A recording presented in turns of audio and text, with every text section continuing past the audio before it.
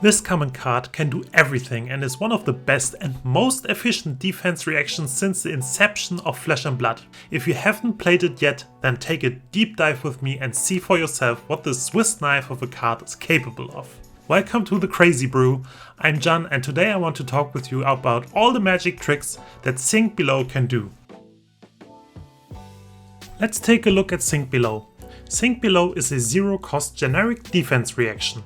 The red version blocks for 4, yellow for 3 and blue for 2. It has an effect that reads, you may put a card from your hand on the bottom of your deck. If you do, draw a card. So far so good, but what makes this card so special?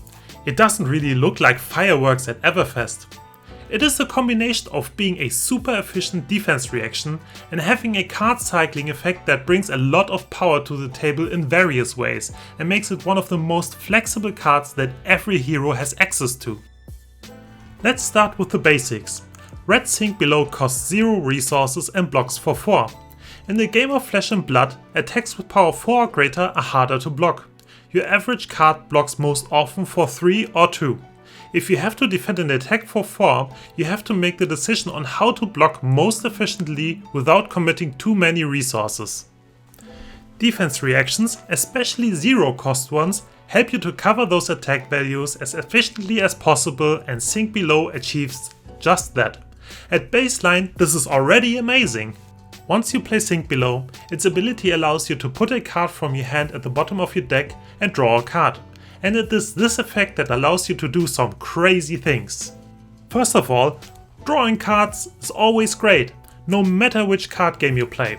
Tell me in the comments below if you know a card game where it's actually bad to draw cards. I would really like to know what game that is. Anyways, with Sink Below's effect, you draw faster through your deck to find the cards you need. That comes especially handy if you are a combo deck like Saber's Bolton and try to find your Haymaker cards while you try to defend your opponent's attacks and gain more time until you can combo off. But before you draw a card, you have to put another card from your hand at the bottom of your deck first. We know that if a game of Flesh and Blood goes long enough, we will eventually see again the cards that we pitch and put at the bottom of our deck during the game. And we can use that to our greatest strategic advantage with Sink Below to stack the bottom cards of our deck. Let's say we are playing Icelander and Classic Constructed, for example. We pitched a Forked Lightning on our turn to pay for the card we played, and now our pitched Forked Lightning is at the bottom of our deck at the end of turn. We end our turn and draw a hand including Sink Below and a red Sturdy Aetherwind. Our opponent attacks us with a red Snatch for 4. We decide to block with Sink Below to fully block the incoming attack and decide to use Sink Below's effect. We decide to put the red Stir to the bottom of our deck and draw a card. Now we have both the red Stir and Forked Lightning back to back at the bottom of our deck. The fun thing is, our opponent doesn't know which card we just put at the bottom of our deck. In this example, our opponent only knows that we have a Forked Lightning as the bottom card, but they don't know that we were brewing a storm by hiding the red Sturdy Aetherweave. Hiding information is another strength of Sink Below. Remember that your opponent can have informed guesstimates of what you might have in your hand by knowing about what cards your deck plays and what you have played and pitched during the game. Let's say you surprise your opponent with your first red pummel on your Command and Conquer in Blitz.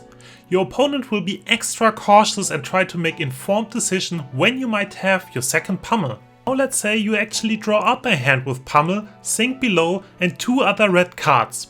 That is not the hand you want to make great use of our attack reaction because it's too expensive. You can pay for nothing.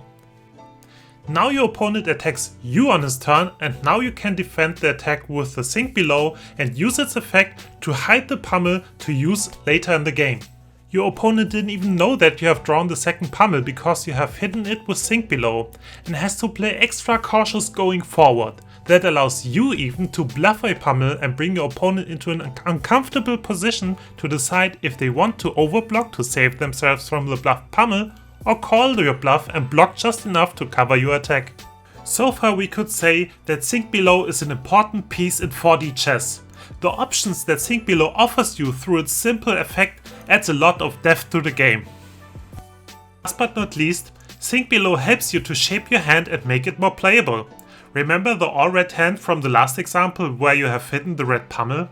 Well, it so happens that you have drawn a blue card that you can use to make a big play on your turn. Now let's summarize all that we have learned today. This efficient defense reaction helped us to cycle through the deck, stack the cards at the bottom of the deck for the late game, hide information from our opponent and shape our hand for our next turn. Think Below adds really a lot of strategic depth to the game. It is truly the Swiss Army knife under the defense reactions and it's only a common card. And now I would like to know how you use Think Below in your games before in the comments below, and tell me which card I should cover in the next episode of Know Your Cards. I hope you enjoyed today's episode. Don't forget to like and subscribe, and as always, have some great games everybody.